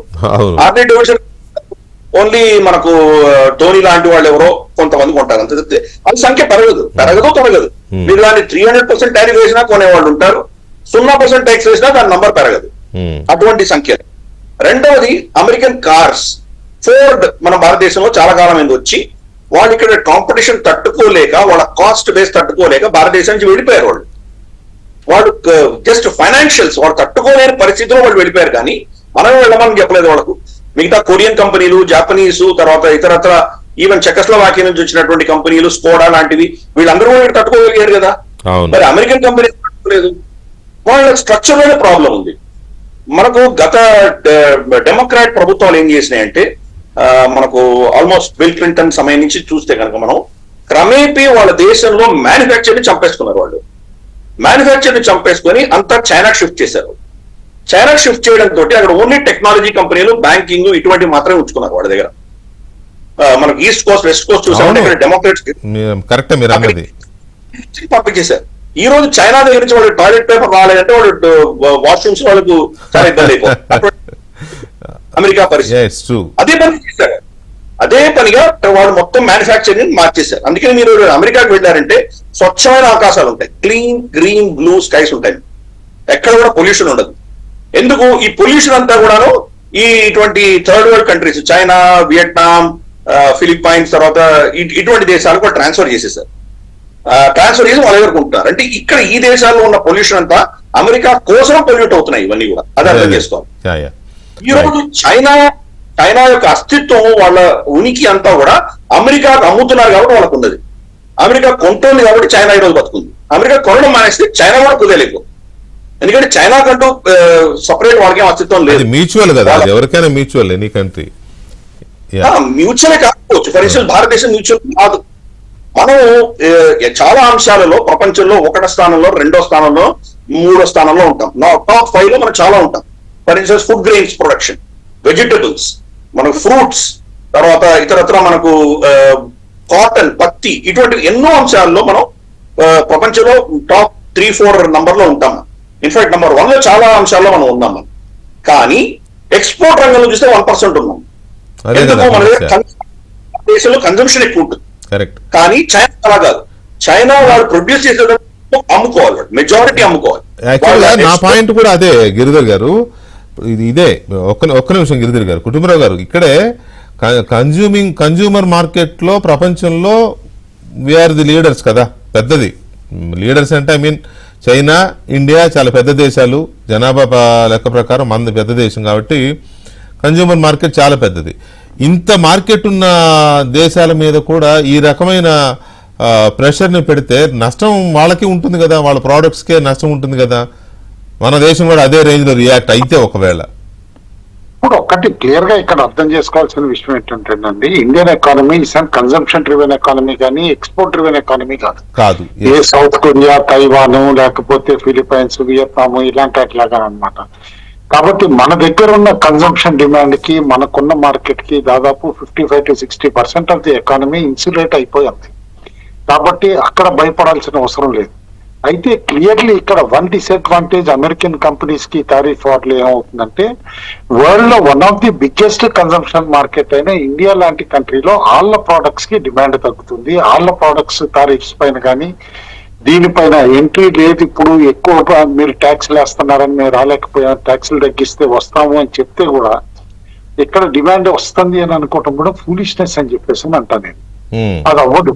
ఎందుకంటే it will be an equal level playing field with other countries కూడా అవుతుంది కాబట్టి ఇంత వార్ స్టార్ట్ అయిన తర్వాత అది గుర్తుంచుకోవాలి. అండ్ సెకండ్ పాయింట్ ఇంకోటి, అమెరికాలో చేస్తున్న తప్పు అంటే at least from foreign policy point of view, తో నేను స్పెషలిస్ట్ కాకపోయినా నేను అనేది ఏంటంటే, ఎప్పుడైనా మనం ఒక కాలనీలో మన ఇంట్లో ఉన్నాం అనుకోండి, మన చుట్టుపక్కల నైబర్స్ తో సఖ్యత మెయింటైన్ చేస్తామా లేదా? ఎందుకంటే పీస్ఫుల్ కాలనీలో ఇప్పుడు భారతదేశమే ఉంది, మన నైబర్స్ పక్కన బంగ్లాదేశ్ లేకపోతే నేపాల్, ఇప్పుడు హిస్టారికల్ గా పాకిస్తాన్ అగేన్స్ట్ అనుకోండి, శ్రీలంక, ఇలాంటివి ఫారెన్ పాలసీలో మనం నెగిటివ్ చేసుకుని అగేన్స్ట్ చేసుకుంటే ప్రాబ్లం ఎవరికి? భారతదేశానికి కూడా కదా. ఇప్పుడు అక్కడ ఏం చేస్తుంది? అది వైస్ వర్సా కదా, అది సేమ్ అమెరికా కూడా అంతే వర్తిస్తుందిగా. అదే ఇప్పుడు America immediate major neighbours Canada, Mexico తోటి గొడవ పెట్టుకుంటుంది టారిఫ్స్ అని. ఇది అల్టిమేట్ ఎక్కడికి దారి తీస్తుందో తెలియదు. ఏదో డ్రగ్స్ ఎక్స్క్యూజ్ చెప్పి, ఫెంటనిల్ ఎక్స్క్యూజ్ చెప్పి, లేకపోతే ఇమిగ్రేషన్ ఎక్స్క్యూజ్ చెప్పి, ఇవన్నీ చెప్పి దాన్ని తారీఫ్ కి తీసుకెళ్లటం అనేది, ఫారెన్ పాలసీ ఆ విధంగా డిక్టేట్ చేయటం అనేది అమెరికా చేస్తున్న మేజర్ మిస్టేక్ అని అంటాను. దాంతో ప్రాబ్లం ఎక్కడ కలుగుతుంది? మేబీ స్టాగ్ఫ్లేషన్ అంటే గ్రోత్ కాదు. స్టాగ్ఫ్లేషన్ అంటే ఏంటంటే ఎలివేటెడ్ గా ప్రైజెస్ ఉండి ఇప్పుడు ధరలు పెరుగుతున్నాయి. ఇందాక కూడా మన మిత్రుడు పాపారావు గారికి చెప్పడం కూడా చూసాం మనం. ఈ ఇన్ఫ్లేషన్ అది పెరిగిన తర్వాత గ్రోత్ స్లో డౌన్ అయిపోతే దాన్ని స్టాగ్ఫ్లేషన్ అంటాం. అయితే ఇండియాకి బిగ్గెస్ట్ ప్రాబ్లం నేను అనేది ఏంటంటే, అమెరికన్ టారిఫ్స్ వల్ల కాదు, అమెరికన్ ఎకానమీ కుంగిపోవటం ప్రాబ్లం మనకి. ఎందుకంటే అవునన్నా కాదన్నా America is the largest economy in the world. దాని ఇంపాక్ట్ అన్నమాట గ్లోబల్ ఎకానమీస్ అన్నిటిపైన కూడా రిపిల్ ఎఫెక్ట్ ఉంటుంది ఖచ్చితంగా. అందుకని చెప్పేసి అన్నమాట, దానికి జలుబు చేసిందంటే మనం తుమ్మటం కూడా ఖాయమే. అందుకని చెప్పేసి అమెరికన్ ఎకానమీ ఏ విధంగా షేప్ అవుతుంది, ఈ టారిఫ్ వార్ ఎక్కడికి దారి తీసి అమెరికా ఎకానమీ గనక కుంగిపోవటం అంటూ మొదలైతే గనక ఆర్ రెసెషన్ దిశగా అన్నమాట వెళ్తే, నేను అనుకోవటం that will be bigger effect than tariffs on country like India అని చెప్పేసి క్లియర్ గా. స్టాక్ మార్కెట్స్ పడిపోవడం కూడా దాని ఎఫెక్టేనా? దాని ఎఫెక్టే కదా. ఎందుకంటే మార్కెట్స్ ఒకటి గుర్తుంచుకోవాలండి, గ్లోబల్లీ స్టాక్ మార్కెట్స్ అనిశ్చితిని లైక్ చేయవు, అన్సర్టినిటీని అస్సలు లైక్ చేయవు. ఎప్పుడైతే ఈ ట్రేడ్ వార్ అంటూ మొదలయ్యి ఒక గ్లోబల్ అన్సర్టినిటీ అనేది తెర మీదకి వస్తే, మనం చూసాం ఫస్ట్ ఏ అసెట్ క్లాస్ పెరిగింది వెంకటకృష్ణ గారు? బంగారం. అవును, ఎక్కడికి వెళ్ళిపోయింది బంగారం? ఇవాళ చేదాటిపోయింది. $3,160 వెళ్ళిపోయింది house already. And global reports అన్ని కూడా 3,300 3,500 మధ్యలోకి వెళ్ళినా కూడా సర్ప్రైజ్ కాకూడదని అంటున్నారు. మన దగ్గరే 94,000 అయిపోయింది. అవును, అంటే క్లియర్ కట్ గా ఈ అనిశ్చితికి భయపడుతున్నారు గ్లోబల్లీ ఇన్వెస్టర్స్ అంటానికి నిదర్శనం అదే కదా. స్టాక్ మార్కెట్ వాలటిలిటీ అనే అది ఓన్లీ 1 పాయింట్, బట్ వేరే అసెట్ క్లాసెస్ పెరగటము అనేది క్లియర్లీ ఇండికేషన్ అన్నమాట. ఇది చాలా వర్స్ట్ ఎఫెక్ట్ అనే ఉంటుందని. అయితే ఇవాళ నైట్ ఈయన చేసే అనౌన్స్మెంట్ ముందు ఇందాకే వాల్ స్ట్రీట్ జర్నల్లో ఒక న్యూస్ బ్రేక్ వచ్చింది. మరి అది నిజం అవుతుందా కాదా అనేది చూడాలి. అమెరికన్ ట్రెజరీ సెక్రటరీనే ఒకరు చెప్పడం జరిగింది అనమాట, బెనెట్ అని. ఏదైతే టారిఫ్స్ అనౌన్స్ చేస్తామో అది సీలింగ్, అంతేగాని ఫ్లోర్ కాదన్నారు. అంటే ఏంటి? ఇవాళ సపోజ్ నైట్ ఆయన 20% అనౌన్స్ చేశారు అనుకోండి టారిఫ్, అది ceiling. Country to country negotiate చేసి తగ్గిస్తాం, అంతేగాని 20 కంటే ఎక్కువ పెంచము. కానీ అది చెబుతూనే, మీరు అన్నది కరెక్టే, కానీ అది చెబుతూనే రిపీటెడ్ గా ఆమె ఆ సెక్రటరీ చైనాతో పాటు ఇతర కంట్రీలతో పాటు ఇండియా పేరును కూడా రిపీటెడ్ గా ప్రొనౌన్స్ చేసింది. 100% రూపీస్ వేస్తున్నారని, అదని ఇదని. సో వాళ్ళ దృష్టిలో ఇండియా కూడా ఒక ట్రేడ్ రైవల్ గా కనబడుతున్నట్టు అనిపించింది అది చూస్తే. కాదు, అది క్లియర్ కట్ గా డౌట్ లేదు వెంకట్ గారు. ఎందుకంటే ఇప్పుడు యుఎస్టిఆర్ అంటే ట్రేడ్ రిప్రజెంటేటివ్ ఆఫీస్ అన్నమాట స్టేట్మెంట్ ఇచ్చినప్పుడు 15 డర్టీ నేషన్స్ అంతే, 15 డర్టీ నేషన్స్ అంటే ఎక్కడ వాళ్ళకి ట్రేడ్ డెఫిసిట్ ఎక్కువ ఉంది, ఇంబ్యాలెన్స్ ఉంది అనేది. ఆ 15 లో ఇండియా ఉంది, డెఫినెట్ గా ఉంది. ఇండియా కూడా ఉంది. కాబట్టి మిగతా కంట్రీస్ తో పాటు లైక్ మెక్సికో ఉంది, చిన్న కంట్రీస్ లో ఐర్లాండ్ లాంటివి కూడా ఉన్నాయి, జర్మనీ ఉంది, తైవాన్ ఉంది, సౌత్ కొరియా ఉంది, కెనడా ఉంది, మెక్సికో ఉంది, థాయిలాండ్ ఉంది, ఇట్లా మలేషియా కూడా ఉంది అనమాట. ఇట్లాంటి కంట్రీస్ ఆ 15 డర్టీ లిస్ట్ లో ఉంది కాబట్టి మన పేరు తీసుకోవాలి. అవును, మన పేరు తీసుకోకుండా వాళ్ళు ఉండలేరు కదా మనం. అందుకని చెప్పేసి ఏదో మోడీ గారు ట్రంప్ గారు మిత్రులు కాబట్టి తీసుకోవడానికి అక్కడ ఇండిపెండెంట్ గా ఆఫీసెస్ వాళ్ళ కమెంటరీ వాళ్ళు ఇస్తానే ఉంటాయి. బట్ ఓన్లీ థింగ్ నేను అనేది ఏంటంటే మాత్రం పర్సనల్ ఫ్రెండ్షిప్ ఎట్లా ఉన్నా కూడా నేను అనుకోవటం మాత్రం టారిఫ్స్ దగ్గర ఒక యూనిఫార్మిటీ అనేది ట్రంప్ మెయింటైన్ చేస్తారు across the world countries. Otherwise he would not take a risk of exempting 1 country or exempting 2 countries. ఇది అనమాట. ఎందుకంటే ఆ ఇంబ్యాలెన్స్ మళ్ళా ఆయనకే దెబ్బ కొడుతుంది తిరిగి. అండ్ ఇంకొకటి మనం గుర్తుంచుకోవాలి ఇక్కడ, అవునన్నా కాదన్నా it is a billionaires government అండి. అమెరికన్ గవర్నమెంట్ బిలియనర్స్ గెలిపించారు, బిలియనర్స్ వల్లే రన్ అవుతుంది. ఇవాళ చూస్తా ట్రంప్ టారిఫ్స్ అన్న దగ్గర నుంచి ఎలాన్ మస్క్ ఆస్తి ఎంత ఆవిరైపోయిందండి. చాలా $450 ఉండే టెస్లా స్టాక్ ఇవాళ $250 వచ్చేసింది. అంటే దాదాపు $150 to $200 బిలియన్ ఆయన ఆస్తి ఆవిరైపోయింది. అంటే వేరే బిలియనర్స్ ఆస్తులు కూడా ఏ విధంగా ఆవిరైపోయినాయో చూసాం. సరే, రెండో పక్కన డాలర్ అనే కాకుండా క్రిప్టో అని ఎన్ని కంట్రీస్ క్రిప్టో కరెన్సీని యాక్సెప్ట్ చేసినాయి? చాలా తక్కువ. బిట్ కాయిన్ కానీ ఇది కానప్పుడు క్రిప్టోని అంత ప్రమోట్ చేస్తున్నప్పుడు ఒక ట్రెజరీలో కూడా అనమాట అంత కన్ఫ్యూజన్ క్రియేట్ చేసినప్పుడు is proving more dangerous than an atomic bomb for global economy అని అంటాను ట్రంప్ గారి యాక్షన్స్. ఎక్కడో అణుబాంబులేసి డిస్ట్రక్షన్ చేసే కంటే ఈ ట్రేడ్ వార్ తోటి ఎక్కువ డిస్ట్రక్షన్ డిఫరెంట్ కంట్రీస్ లో అవుతుందా అనే అనుమానాలు వస్తున్నాయి ఎక్కడికి దారి తీస్తాయని.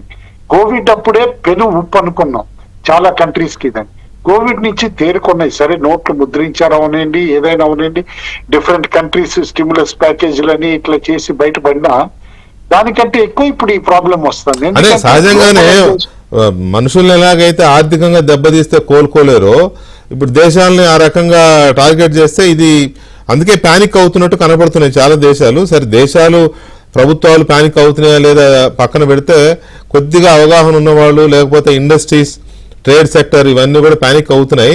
ఈ ప్యానిక్ నుంచి భారతదేశం యొక్క మూవ్ ఎలా ఉండబోతోంది, అసలు ఇండియా ప్యానిక్ అవ్వాల్సిన అవసరం ఉందా అనేది కూడా. పాపారావు గారు, ఇది సరే అనాలిసిస్లో ఒక్కొక్కరి అనాలిసిస్ ఒక్కొక్క రకంగా ఉండొచ్చు, మీది ఒకలా ఉండొచ్చు, గిరిధర్ గారిది ఒకలా ఉండొచ్చు, కుటుంబరావు గారి అనాలిసిస్ ఇంకోలా ఉండొచ్చు. అనాలిసిస్లో ఎవరిది ఎలా ఉన్నా కూడా ట్రంప్ చేస్తున్న ఈ పనికి ఒక పానిక్ సిచ్యువేషన్ అయితే క్రియేట్ అయింది వరల్డ్ మొత్తం కూడా. అందులో డౌట్ లేదు. దాని మీద ఇంకా సెకండ్ థాట్ ఏం లేదు. ఎక్కువ తక్కువలు ఉండొచ్చు, but panic situation is there. ఈ పానిక్ సిచ్యువేషన్లో ఇండియా పానిక్ అవ్వాల్సిన పరిస్థితులు ఎంతవరకు ఉన్నాయి? నిజంగా అలాంటి సిచ్యువేషన్ ఉంది. పర్టికులర్గా ఫార్మా సెక్టర్ బాగా కుదేలైపోయే ప్రమాదం ఉంది అనే ఒక సిమ్టమ్స్ అయితే వస్తున్నాయి. ఓకే, కుటుంబరావు గారు చెప్పినట్టుగా అక్కడికి వెళ్ళి పెట్టుకుంటాయి కంపెనీలు అని అంటే ఓకే, అది కొంతవరకు ఇదే కానీ మార్గమే, కానీ అది కంపెనీలకు లాభం, దేశానికి ఏ రకంగా అనేది మనకు తెలియదు. సో ఈ పానిక్ సిచ్యువేషన్ నుంచి ఇండియా ఎలా బయటపడే మార్గం ఉందా? ఇది అండి మీరు అడిగిన పానిక్ సిచ్యువేషన్ తాలూకు ఇది పబ్లిక్ లోనే కాదు, ప్రభుత్వంలో కూడా ఉంది. ప్రభుత్వంలో కూడా ఉంది. ఎందుకంటే ఇది సిఎన్బిసి టీవీ 18 చాలా స్టాండర్డ్ కింద చూస్తాను. దానిలో వచ్చిన దాని ప్రకారమే ఎక్స్పర్ట్స్ అడ్వైజ్, నిపుణులు అడ్వైజ్ చేస్తున్నారు ఇండియాని to avoid one sided concessions in US trade talks. అమెరికాతో వాణిజ్య చర్చల్లో ఏకపక్షంగా రాయితీలు ఇవ్వద్దు అమెరికాకి, తొందరపడి భయపడి అని చెప్పి చెబుతున్నారు. అంటే పూర్తిగా తల ఒగ్గొద్దు అనేది వాళ్ళ సూచన. బేరసారాలు ఆడటానికి ట్రంప్ కార్డు చేతిలోనే పెట్టుకుని ఉండండి, తొందరపడి రాయితీలు ఇవ్వద్దని ఎక్స్పర్ట్స్ చెబుతున్నారని చెప్పి సిఎన్బిసి టీవీ 18 మోదీ గారు టఫ్ నట్టే, అంత ఈజీగా జుట్టు చేతికి ఇవ్వలేదు. అదే ఒక్కొక్కళ్ళ అభిప్రాయం ఒక్కొక్కళ్ళ రకంగా ఉందన్నట్లుగా మీ అభిప్రాయం అది, నా అభిప్రాయం అది కాదు. ఎందుకంటే ఇందాక గిరిధర్ గారు కూడా అన్నారు. గిరిధర్ గారు ఏమన్నారంటే చాలా ధైర్యంగా మనం విస్కీ మీద ట్యాక్స్ వేసామని ఏదో అన్నారు. అయితే నేను చెప్పేది ఒకటే, బడ్జెట్ రోజు నుంచి రాయితీలు ఇస్తానే పోతున్నాం. రాబోయే పరిస్థితి ఊహించుకొని బడ్జెట్ లో కూడా ఆటోమొబైల్స్ మీద టారిఫ్స్ తగ్గించాం. బడ్జెట్ రోజు నుంచి రాయితీలు ఇస్తున్నాం. ఈ రోజుకి రాయితీలు అసలు మనం అంత తొందరపడి రాయితీలు ఇస్తున్న వాళ్ళు ఎవరు లేరని పత్రికా ముఖంగా కూడా ఈ మధ్యకాలంలో ఆంధ్రజ్యోతిలో కూడా వెనక పేజీలో ఆయన పేరు మర్చిపోయారు, ఆయనతో మాట్లాడే కూడా నేను భాస్కర్ గారు ఆయన రాశారు, తొందరపడి ఫార్మా సెక్టర్ లో రాయితీలు ఇవ్వకండి, మనం ధైర్యంగా నిలబడొచ్చు అని. ఇంతమంది ఎందుకు రాస్తున్నారు? మనం భయపడి తొందరపడి రాయితీలు ఇస్తా పోతున్నారు వీళ్ళు, ఒక్కొక్కటి రాయితీలు ఇచ్చి అమెరికాకి భయపడుతున్నారు. అందుకని అది మనం ధైర్యంగా ఉన్నాం అనేది నేను ఒప్పుకోను. మనం ధైర్యంగా లేవు. ధైర్యంగా ఉండుంటే పరిస్థితి వేరుగా ఉంటుంది. చాలా ఇతర దేశాలతో కలిసి మనం కూడా పోరాడచ్చు. కెనడా ధైర్యంగా ఉన్నామని నేను అనట్లా, ఇండియా కూడా పానిక్ అవుతోంది.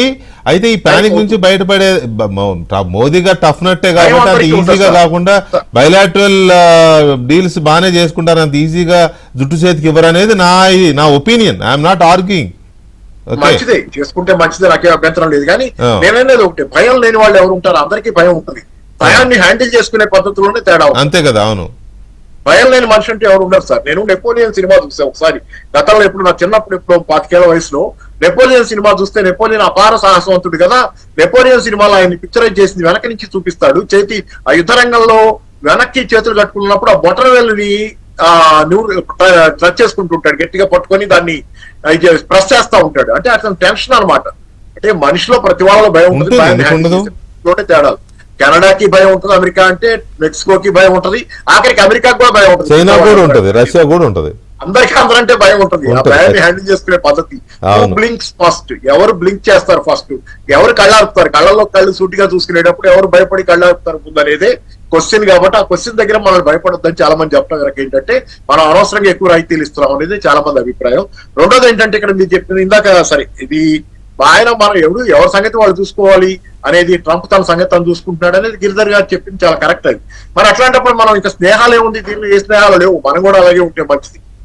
ఆయన ట్రంప్ మన స్నేహితుడు కాదు, అమెరికాని ట్రంప్ మా ఇంటికి మీ ఇల్లు ఎంత దూరం, మీ ఇంటికి మా ఇల్లు ఎంత దూరం.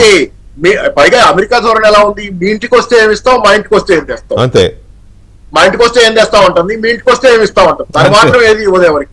ఇట్లాంటి పరిస్థితి స్నేహాలు అనేది క్వశ్చన్, అవుట్ ఆఫ్ క్వశ్చన్. పైగా చైనా టార్గెట్ కాదు, అక్కడ చైనానే టార్గెట్ చేస్తున్నాడు ఆయన అనుకుంటే కూడా పొరపాటు. భారతదేశాన్ని కూడా టారిఫ్ కింగ్ అంటున్నాడు కదా, ప్రతిసారి టారిఫ్ కింగ్ అని బెదిరిస్తున్నాడు. చైనా ఒకటే టార్గెట్ కాదు, చైనా అంటేనే కొంత భయపడుతున్నాడేమో. ఇంకేమైనా ఆ మాటకు వస్తే వాళ్ళు జుట్లు పట్టుకోవడానికి ఇద్దరు హేమాహేమీలు భయపడుతున్నారేమో. వాళ్ళని చూసి భయపడే పరిస్థితి మనకైనా ఉండాలనేది కోరుకుంటాం.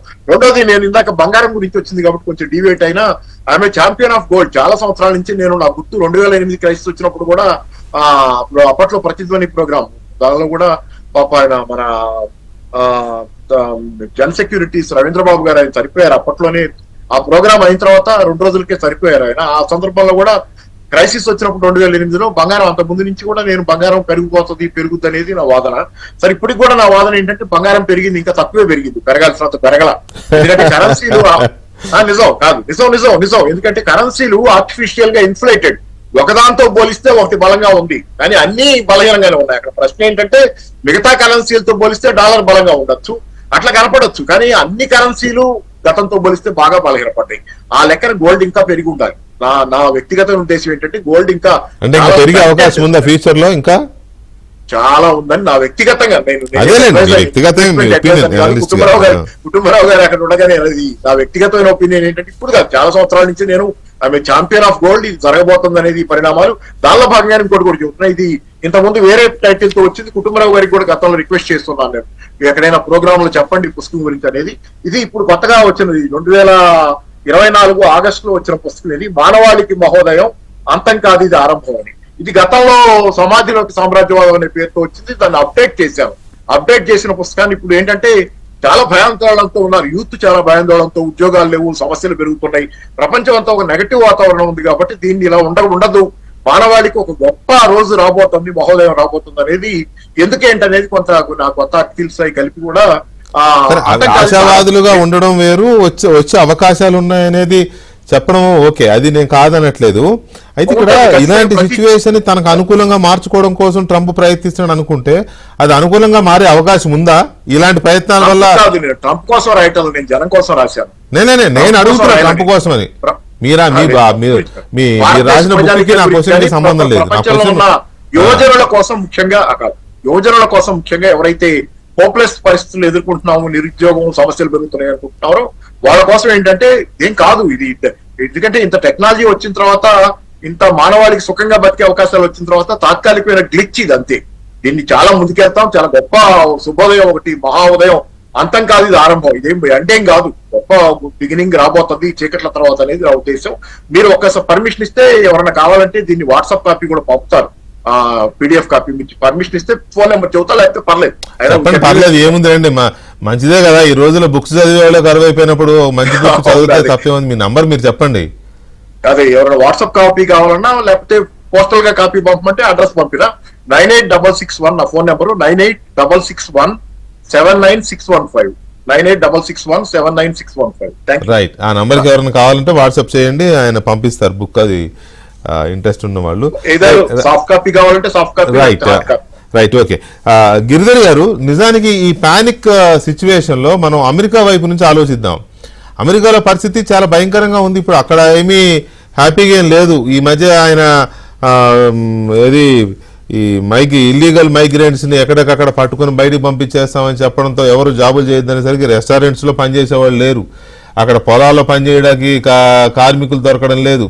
మొత్తం ఎక్కడ చూసినా కూడా పనిచేసే వాళ్ళు లేరు, రేట్లు పెరిగిపోయినాయి. ఇప్పటికే ఇన్ఫ్లేషన్ పెరిగిపోయింది, విపరీతంగా ఇన్ఫ్లేషన్ పెరిగిపోయింది. ఆ చర్యల్ని సరిదిద్దుకోకుండా దీని మీద ఎందుకు దృష్టి పెట్టాడు అనేది ఎవరికి అర్థం కావట్లా. దీనివల్ల మిగతా దేశాలన్నీ కూడా కొంత అలజడి ఇదవుతున్నాయి కదా, గురవుతున్నాయి కదా. చూడండి, 2-3 విషయాలు ఉన్నాయి ఇక్కడ. ఫస్ట్, మన దేశానికి సంబంధించి మనకు పానిక్ లేదు, ఇది ఫస్ట్ అర్థం చేసుకోవాలి. లేదా అవసరం లేదా? మనకు లేదు, పానిక్ సిచ్యువేషన్ మనకు లేదు. నేను చాలా స్పష్టంగా చెప్పాను మీకు. ఇందాక పాపారావు గారు చెప్పారు, మనం బడ్జెట్ లోనే మన కార్లకు వీటికన్నిటికీ ఆటోమొబైల్స్ కి మనం టారిఫ్లు తగ్గించేసాము, ముందస్తుగానే చేసామని అంటున్నారు. 0 టారిఫ్లు వేసినా అమెరికన్ కార్లు ఇక్కడ కొనడానికి ఎవరు సిద్ధంగా లేడు, అది అర్థం చేసుకోండి. వాళ్ళ టెక్నాలజీ చాలా పాత టెక్నాలజీ, అంత పాత టెక్నాలజీ ప్రపంచంలో ఎవరు కొనరు. ఎందుకంటే వాళ్ళు పెట్రోల్ గజ్లర్స్ అంటారు, పెట్రోల్ విపరీతంగా తాగుతాయి. మన దగ్గర ఇక్కడ మైలేజ్ ఆధారంగా మనం కొనుక్కుంటాం. వాళ్ళ technology left hand drive, right hand drive shift చేసిన వాళ్ళ బండ్లు ఏవి కూడా సక్సెస్ అవ్వలేదు. కాబట్టి మనం టారిఫ్లు తగ్గించినంత మాత్రం ఒక టాక్టికల్ మూవ్ మనది. నిన్న డొనాల్డ్ ట్రంప్ అఫీషియల్ గా స్టేట్మెంట్ ఇచ్చాడు, even India is going to reduce tariffs I heard significantly అని స్టేట్మెంట్ ఇచ్చాడు. ఒక సైకలాజికల్ గా మేము తగ్గించామని చెప్పినంత మాత్రాన మనకేం నష్టం లేదు. తగ్గించినంత వల్ల మనకేం ఇక్కడ ఏదో నష్టాలు వచ్చేసో లేదా మన కస్టమ్స్ డ్యూటీలు పడిపోయో అటువంటి పరిస్థితి మనకు లేదు. ఎందుకంటే అమెరికన్ టెక్నాలజీ చాలా పాత టెక్నాలజీ.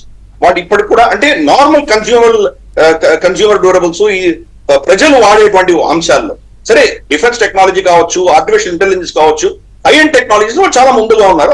అది వేరే విషయం. మనకు అమెరికాలో చాలా అవసరం ఉంది, మనకు అమెరికాలో చాలా అవసరం. ఎందుకంటే మనకు రష్యా మన పార్ట్స్ అన్నమాట, మన భవిష్యత్ అంతా కూడా అమెరికా. మన పాతకాలంలో ఆ రష్యన్ టెక్నాలజీతో మనం ఎలా గడుపుకున్నాం, కానీ రాబోయే రోజుల్లో కొత్త కొత్త టెక్నాలజీస్ మనకు అమెరికా దగ్గర నుంచి కావాలి. కాబట్టి ఈ బ్యాలెన్స్ మనం మెయింటైన్ చేసుకుంటాం. మనకు ప్రాక్టికల్ గా మనకి ఎక్కడ అమెరికా నుంచి మనకు లాభం ఉంటుందో దానికోసం కొంత పట్టు విడుపులు అనేవి ఇచ్చిపుచ్చుకోవడాలు అనేవి ఉండి తీరతాయి. కాబట్టి మనం దాంట్లో చాలా సిద్ధాస్తులం. మనం మీరే అన్నారు, మోదీ గారు అంత సులభంగా వదిలేటువంటి వ్యక్తి కాదు. పైపెచ్చు జయశంకర్ గారు ఉన్నారు అక్కడ, వాళ్ళిద్దరు కూడా టాక్టికల్ గా స్ట్రాటజీగా చాలా అద్భుతంగా వీళ్ళు మేనేజ్ చేయగలరు. మన ఇంపాక్ట్ లిటరల్ లేదని ఉంటదని నేను చెప్తున్నాను. మిమ్మల్ని స్ట్రేట్ గా ప్రశ్న అడుగుతానండి, అమెరికా ఏదైనా టారిఫ్లు పెంచితే మన దేశంలో ఏదైనా ఒక్క వస్తువు అయినా ధరలు పెరుగుతాయో చెప్పండి? ఒకటి కూడా పెరగదు. కోకోకోలా కొనాలి, ఏమవుతుంది? కోకోకోలా పెరిగితే నష్టపోయేది అమెరికానే. మనకు పెప్సీ కూడా తాగుతారు, థమ్స్అప్ తాగుతారు, దానివల్ల వచ్చే నష్టమేం లేదు మనకి. కాబట్టి వాళ్ళ ప్రోడక్ట్స్ ఇక్కడ భారతదేశంలో అది లేకపోతే మనం బతకలేమన్నటువంటి పరిస్థితి లేదు. రెండవది, మీరు ఫార్మస్యూటికల్ గురించి చెప్పారు. ఫార్మస్యూటికల్ ఇండస్ట్రీ టారిఫ్లు పెంచితే వాళ్ళకే నష్టం, కాబట్టి వాళ్ళకి ఇవి కావాలి. మనకు కూడా అమెరికా మీద ఫార్మస్యూటికల్ ఇండస్ట్రీలో అమెరికా మీద డిపెండెన్సీ లేదు మనకి. ఈ రోజు మన డిపెండెన్సీ అంతా కూడా చైనా మీద ఉంది. యాక్టివ్ ఫార్మస్యూటికల్ ఇంగ్రీడియంట్స్ అంటారు, ఏపీఐస్ అంటారు. ఏపీఐస్ ఈ రోజు మనం రమారమి 70-80% మనం చైనా నుంచి తెచ్చుకుంటాం. కాబట్టి చైనాలో మనం ఏంటంటే మనకి ఇబ్బంది వస్తుంది, కానీ అమెరికాలో అయిన తర్వాత మనకి ఏం ఇబ్బంది లేదు. వాళ్ళు ఏముంటున్నారు మన దగ్గర? జెమ్స్ అండ్ జ్యువెల్స్ కొంటున్నారు. జెమ్స్ అండ్ జ్యువెల్స్ మీద 10% ఎక్స్ట్రా టారిఫ్ వేసాడు అనుకుందాం కాసేపు, అది కొనేవాడు 10% ఎక్కువ 20% ఎక్కువ ఎలాగో ఉంటాడు. ఒక రకంగా అది లగ్జరీ కూడా కాబట్టి ఆ రేంజ్ వాళ్ళకి వచ్చిన ఇబ్బంది అది. వాళ్ళకి ఇబ్బంది లేదు. కాబట్టి మనకు టారిఫ్ వేసినా భారతదేశానికి ఎటువంటి ఇంపాక్ట్ ఉండదు. నేను స్పష్టంగా చెప్తున్నాను, మనకు పానిక్ సిచ్యుయేషన్ లేదు. మనం దాన్ని క్వశ్చన్ చేసుకుంటున్నాం. ఎక్కడ స్ట్రాటజిక్ గా మనం డొనాల్డ్ ట్రంప్ కి ఇగో తగ్గించాను చూడు అని చూపించడానికి కొన్ని తగ్గిస్తాం. మనం తగ్గించినంత మాత్రాన మనకి నష్టం ఉండదు. తగ్గించామని చెప్పి గొప్పగా చెప్పుకోగలడు డొనాల్డ్ ట్రంప్. చూడు బైడెన్ ఏం చేయలేదు, చూడు నేను వచ్చాక భారతదేశం నేనంటే వణికిపోయి తగ్గించేసింది చూడు అని చెప్పుకుంటాడు. అది మనకు ఒక అడ్వాంటేజ్. దానివల్ల మనకు ఎన్నో లాభాలు ఉన్నాయి. ఫస్ట్ టెక్నాలజీ ట్రాన్స్ఫర్ అవుతుంది మనకు. ఇంతవరకు బైడెన్ అడ్మినిస్ట్రేషన్ మనకు తేజస్ కి సంబంధించినటువంటి F404 ఇంజన్లు మనకు రాకుండా ఆపారు. రమారమి 2 సంవత్సరాలు డిలే చేశారు వాళ్ళు. తేజస్ ఎయిర్ క్రాఫ్ట్ ని మోదీ గారు వచ్చిన తర్వాత F404 జనరల్ ఎలక్ట్రిక్ వాళ్ళది పెట్టాలని ఆయన నిర్ణయించారు. ఎప్పుడు ఫస్ట్ డొనాల్డ్ ట్రంప్ హయాంలో ఉన్నప్పుడు నిర్ణయం జరిగింది. ఇది బైడెన్ అడ్మినిస్ట్రేషన్ అదే పని 2 ఏళ్ళు డిలే చేసింది. ఇప్పుడు మళ్ళీ ఫస్ట్ ఇంజన్ మనకు మన 30th మార్చ్ వచ్చేసింది. ఈ సంవత్సరం 12 ఇంజన్లు రాబోతున్నాయి. ప్రతి సంవత్సరం 20-22 ఇంజన్లు వాళ్ళు ఇవ్వబోతున్నారు. కాబట్టి టెక్నాలజీ మనకు వస్తున్నది. అలాగే రీపర్ డ్రోన్స్ మనకు జనరల్ అటామిక్స్ నుంచి మనకు రీపర్ డ్రోన్స్ మనకు ఉంటున్నాం. కాబట్టి టెక్నాలజీ మనకు కావాలి. ఎందుకంటే మనకు ఉన్నటువంటి శత్రువు తక్కువైనటువంటి వాళ్ళు కాదు. పాకిస్తాన్ కావచ్చు, చైనా కావచ్చు, మన చుట్టుపక్కల ఉన్నటువంటి పరిస్థితి చాలా దారుణంగా ఉన్నది. కాబట్టి టెక్నాలజీ మనకు వస్తున్నది. ఇది అర్థం చేసుకోవాలి. Even Donald Trump first time ఆయన ప్రెసిడెంట్ గా దిగిపోయేదానికి జస్ట్ ఒక నెల ముందర మనకు ఒక బేసిక్ ఇన్ఫర్మేషన్ అగ్రిమెంట్ ఒకటి సంతకం పెట్టుకున్నాం మనం అమెరికా తోటి. దాని దృష్ట్యా ఆయన దిగిపోయిన తర్వాత కూడా మనకు ఈవెన్ బైడెన్ వచ్చిన తర్వాత కూడా ఈ అగ్రిమెంట్ దృష్ట్యా మనకు లైవ్ ఫీడ్ 1 మీటర్ డిస్టెన్స్ లో ఉన్నటువంటి లైవ్ ఫీడ్ అమెరికా మనకి ఇచ్చింది. యాంగ్సే అనేటువంటి ప్రాంతంలో వీళ్ళు చొరబాటు చేయడానికి ప్రయత్నం చేస్తే చైనీస్ పిఎల్ఏ మనం వెళ్లి వాళ్ళని చావదెబ్బలు కొట్టొచ్చాము. ఇన్ఫాక్ట్ వాళ్ళని 2 చనిపోయి ఉండొచ్చు కూడా. వాళ్ళని కొంతమంది 10 మంది దాకా మనం బందీలు తీసుకున్నాం. ఫ్లాగ్ మీటింగ్ పెట్టుకుని వాళ్ళు వదిలేసాము. సరే ఏమి జరగలేదు, చిన్న కన్ఫ్యూజన్, అన్ని సమస్యపోయాయని వాళ్ళు చెప్పారు, మనం చెప్పాం. దానికి కారణం ఏంటంటే మనం డొనాల్డ్ ట్రంప్ అప్పుడు ఇచ్చినటువంటి సమర్థన. కాబట్టి స్ట్రాటజిక్ గా మనకు చాలా అవసరాలు ఉన్నాయి అమెరికా తోటి. డేటా, ఇంటెలిజెన్స్, టెక్నాలజీ ఇవన్నీ మనం తీసుకుంటాం వాళ్ళ దగ్గర. చిన్న అక్కడ 4 టారిఫ్లు తగ్గించిన తర్వాత మనకి ఏం నష్టం లేదు. మనకు ఇచ్చిపూచుకోవడాల్లో మనం సిద్ధాస్తులం. మనం ఏం చేయాలో మనకు తప్పకుండా తెలుసామని, దానివల్ల మనం భయపడాల్సింది ఏం లేదు. రెండో విషయం, మీరు అమెరికాలో ఉన్నటువంటి సమస్య గురించి చెప్తున్నారు. $37 ట్రిలియన్ వాళ్ళ దేశంలో అప్పు ఉంది ఈరోజు. ఆ అప్పును తగ్గించే దిశగా వాళ్ళు ప్రయత్నం చేస్తున్నారు. ఈ యొక్క పరిస్థితుల్లో నిజంగా కొంత సక్సెస్ వచ్చింది ఎవరంటే చూస్తే కనుక అర్జెంటీనా ప్రెసిడెంట్ మనకు జావియర్ మిలే. అతను 1 సంవత్సరంలో మొత్తం వాళ్ళ దేశాన్ని మొత్తం రివర్స్ చేశాడు. అక్కడ ఉన్నటువంటి 30,000 మంది ప్రభుత్వ ఉద్యోగాలు తీసేశాడు. ప్రభుత్వ ఎక్స్పెండిచర్లు తగ్గించేశాడు. ప్రభుత్వ డిపార్ట్మెంట్ మూసేశాడు. పనికి మాలిన డిపార్ట్మెంట్స్ అన్ని కంప్లీట్ గా క్లోజ్ చేశాడు అతను. ప్రైవేట్ సెక్టర్ కి కంప్లీట్ పెద్ద చేయి ఇచ్చాడు. దాంతో ఈ రోజు ఫస్ట్ టైం కొన్ని దశకాలుగా ఫస్ట్ టైం అర్జెంటీనాలో ఈరోజు సర్ప్లస్ వచ్చింది. అందుకనే అదే మోడల్ వీళ్ళు కూడా ఫాలో అవుతున్నారు. డాజ్ అన్నది పెట్టింది దానికోసమే. పనికి మాలిన చెత్త ఎక్స్పెండిచర్ అంతా ఆపేసే దిశగా వాళ్ళు ప్రయత్నాలు చేస్తుంది. కానీ ఈ ఇటువంటి ఎక్స్పెండిచర్లు గత డెమోక్రాట్ ప్రభుత్వాలు పెట్టి ప్రపంచాన్ని శాసించి ప్రపంచాన్ని కంట్రోల్ చేయాలన్న ఉద్దేశంతో వాళ్ళు ఇటువంటి పనులన్నీ గతంలో చేశారు. మన దగ్గర కూడా యుఎస్ ఎయిడ్ మన ఎన్నికల్లో ఎటువంటి ప్రభావం చూపించే ప్రయత్నం చేసామో మనం చూసాము. కాబట్టి ఇటువంటి పరిస్థితులలో అమెరికా వాళ్ళ అప్పులను తగ్గించుకునే దిశగా వాళ్ళు ప్రయత్నాలు చేస్తున్నారు. అది డొనాల్డ్ ట్రంప్ చేస్తున్నాడు. ఇది రాబోయే 2-3 సంవత్సరాల్లో అమెరికాలో ఈ యొక్క కరెక్షన్ అనేది తప్పకుండా జరుగుతుంది. ఈ కరెక్షన్ జరుగుతున్నప్పుడు నేను ఒక విషయంలో మాత్రం నేను పాపారావు గారితో ఏకీభవిస్తాను. బంగారు ధరలు మాత్రం గణనీయంగా పెరుగుతాయి. 1,00,000 దాటిపోతుంది మన దేశంలోనే. వచ్చే 2-3 నెలల్లోనే దాటిపోతుంది. ఎప్పుడు మనం 3 ఉంటాయి లీవర్స్ అర్థం చేసుకోవాలి. బంగారము, స్టాక్స్, తర్వాత ఆయిల్ ప్రైసెస్. ఈ 3 కూడా లింక్డ్ ఉంటాయి. ఒకటి పెరిగితే ఒకటి తగ్గుతుంది. రేపటి రోజు మళ్ళీ స్టాక్స్ పెరిగినాయంటే బంగారం కొద్దిగా పడదు. కానీ కంప్లీట్ గా గతంలో ఉన్నటువంటి 50-60 వేల స్థాయికి మాత్రం పడదు. అది పడినా కొద్దిగా చిన్న కరెక్షన్స్ వచ్చినా ఒక మీడియం టర్మ్, లాంగ్ టర్మ్ లో మాత్రం 1,00,000 దాటే ఉండబోతుంది బంగారం. కాబట్టి అది అర్థం చేసుకోవాలి. క్రిప్టో కరెన్సీ గురించి మీరు చెప్పారు. క్రిప్టో కరెన్సీ అన్నది సరే డొనాల్డ్ ట్రంప్ కి ఇష్టం ఉండొచ్చు. కానీ WEF అని వరల్డ్ ఎకనామిక్ ఫోరం అని చెప్పేసి ఇంకొక డీప్ స్టేట్ సంబంధించిన ఒక అసెట్ ఉన్నది. ప్రపంచాన్ని మేమే కంట్రోల్ చేయాలి, శాసించాలి అనుకున్నటువంటి వ్యక్తులందరూ అక్కడ కూర్చుంటారు. లెఫ్టిస్ట్ భావజానంతో వరల్డ్ గవర్నమెంట్ తయారు చేసే ప్రయత్నం వాళ్ళు చేస్తున్నారు. వాళ్ళు CBDC అంటారు, సెంట్రల్ బ్యాంక్ డిజిటల్ కరెన్సీ అనేది ఒక ఇంట్రడ్యూస్ చేశారు. యూరోప్ లో చేశారు. దానికి వ్యతిరేకంగా చాలా మంది పోరాటం చేస్తున్నారు. మన దేశంలో కూడా టెక్నికల్ గా ఆల్రెడీ డిజిటల్ కరెన్సీ వచ్చింది. ఇది ఒక బ్యాంకులు, బ్యాంక్ ఎంప్లాయీస్ వాళ్ళు మాత్రమే దాన్ని వాడుకోగలుగుతున్నారు. కానీ ప్రజల్లో ఇంకా రాలేదు. బహుశా 2 సంవత్సరాలు అది కూడా రావచ్చు. ప్రస్తుతానికి అయితే దాని మీద పెద్దగా అవేర్నెస్ గానీ అవగాహన గానీ చాలా మందికి లేదు. ఏదో కొంతమంది మన దేశంలో కూడా ఉండేది. ప్రపంచవ్యాప్తంగా ఈ డిజిటల్ కరెన్సీ రాబోతున్నది. డిజిటల్ కరెన్సీ అనేది ప్రభుత్వ అధీనంలో ఉంటుంది. క్రిప్టో కరెన్సీ అనేది ప్రైవేట్ అధీనంలో ఉంటుంది. అదొకటే తేడా. ఇది కూడా డిజిటల్ కరెన్సీ, ఇది కూడా క్రిప్టో కరెన్సీయే, but in government hand, guaranteed by the government. ఆ పరిస్థితుల్లో రాబోయే రోజుల్లో ఈవెన్ అమెరికాలో కూడా ఈ డిజిటల్ కరెన్సీస్ అన్నది తప్పక వచ్చి తీరాల్సిందే. టెక్నాలజీ మారే కొద్ది భిన్నంగా ఉండేటువంటి అవకాశం లేదు. ఒక్క నిమిషం గిరిధర్ గారు, కుటుంబ ఫైనల్ గా ఒక మాట చెప్పండి. ఇప్పుడు సహజంగానే దిగుమతి సుంకాలు వేస్తే లేదు ఇంకా ఇబ్బడి ముబ్బడిగా వేసుకుంటూ పోతే ఆ దేశంలోనే రేట్లు పెరుగుతాయి కదా. ఫర్ ఎగ్జాంపుల్ ఇప్పుడు అమెరికా నుంచి వచ్చే లిక్కర్ బాటిల్ ఉందనుకోండి, లిక్కర్ బాటిల్ దిగుమతి సుంకం లేకుండా ఇండియాలో వేస్తే ఇండియాలో కూడా అది ఒక మంచి సరసమైన ధరకే దొరుకుతుంది. దాని మీద 150% ట్యాక్స్ వేస్తున్నారు మన వాళ్ళు, ఇంపోర్ట్ ట్యాక్స్. అది వేసిన వల్ల మనకు విదేశీ మద్యం అనేది చాలా కాస్ట్లీగా, మన కాస్ట్లీ లిక్కర్ అని అంటాం కదా. ఇప్పుడు అలాగే ఇండియా నుంచి వెళ్ళే గూడ్స్ మీద చాలా రకాలు ఉన్నాయి మన దగ్గర నుంచి అక్కడికి వెళ్ళేవి.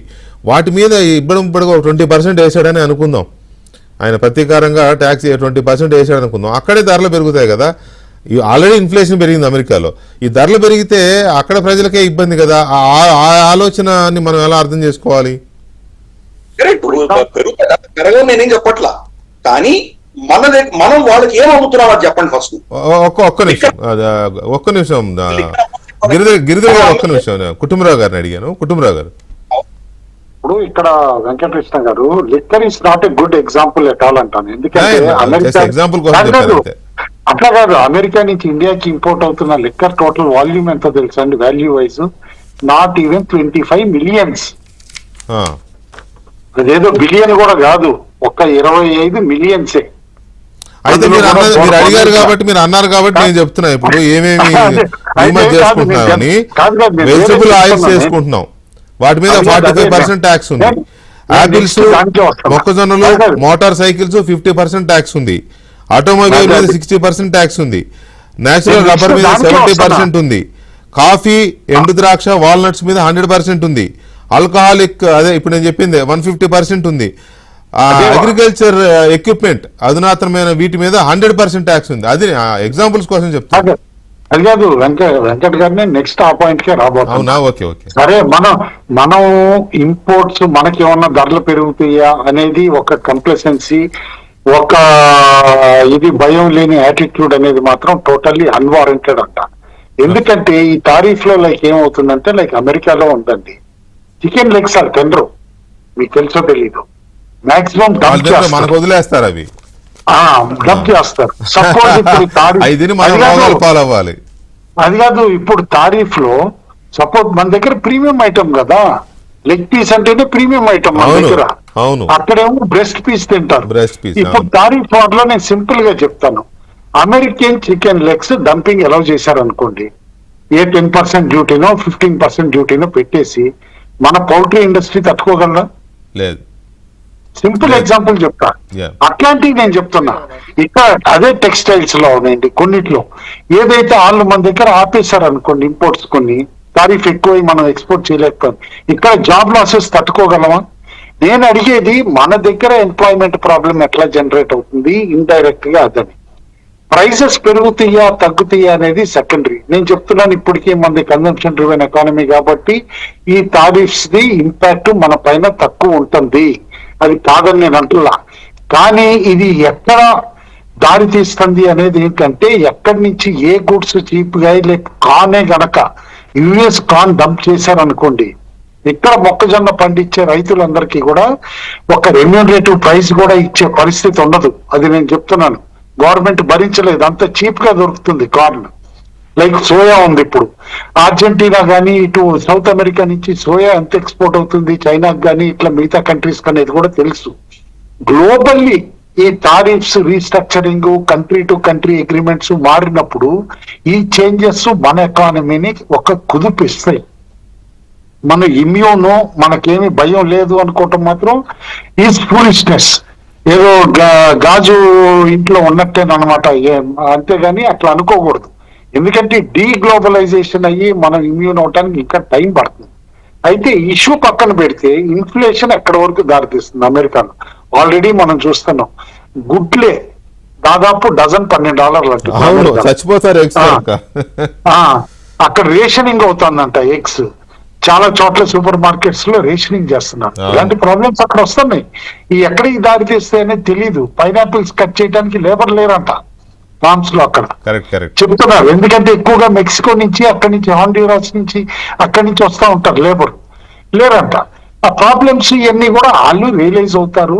వాళ్ళు ఇనీషియల్లీ ఏదైతే ట్రంప్ గారి నీజర్క్ రియాక్షన్ లాగా ఏదైతే చేస్తున్నారైనా తర్వాత దీని ఇంపాక్ట్ ఫాలో అవుట్ వాళ్ళు రియలైజ్ అవ్వరని నేను అనుకోవట్లా. బట్ ఆ రియలైజ్ అయిన తర్వాత చేంజెస్ ఎట్లా ఉంటాయి అనేది మనం ఓవర్ పీరియడ్. కుటుంబరావు గారు ఒక్క నిమిషం, పాపారావు గారు కంక్లూడ్ చేయండి. 1 minute ప్లీజ్, టైం లేదు. ఏం లేదు, కుటుంబరావు గారు చెప్పిన దాంతో నేను 100% ఏకీభవిస్తున్నా. ఎఫెక్ట్ ఉండదు భారతదేశం మీద, అదంతా చిన్న విషయం అనుకోవడానికి వీలు లేదు. చాలా సీరియస్ ఇంప్లికేషన్స్ ఉంటాయి. ఈ ఒక్క సంవత్సరం ట్రేడ్ లోనే 7.3 బిలియన్ దాకా మనం నష్టపోయే అవకాశం ఉంది ఈ ట్రేడ్ మొత్తంలో. తర్వాత రెండోది ఏంటంటే ఓవరాల్ ట్రేడ్ లో 31 బిలియన్ ఎట్ స్టేక్. సో చాలా ఇబ్బందికరమైన వాతావరణం. ప్రపంచంలో అతిపెద్ద ట్రేడ్ పార్ట్నర్ మనకి, కాస్త అటు ఇటు మారుతున్నారు.